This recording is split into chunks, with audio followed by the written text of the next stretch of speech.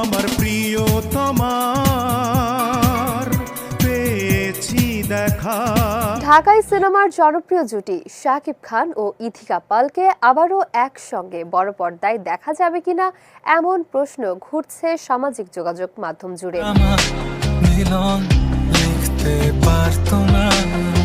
আর এই নতুন জল্পনার সূচনা হয়েছে ইথিকা পালের ফেসবুক কভার ছবি পরিবর্তনকে কেন্দ্র করে।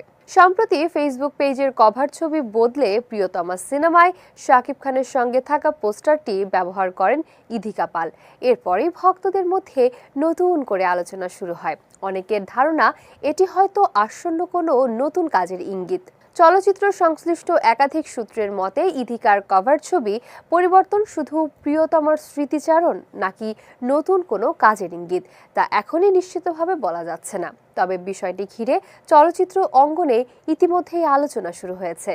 এর আগে পরিচালক মেহেদী হাসান হৃদয়ের নতুন সিনেমার ঘোষণা আসার পর থেকেই গুঞ্জন ছিল এতে শাকিব খানের বিপরীতে দেখা যেতে পারে ইথিকা পালকে।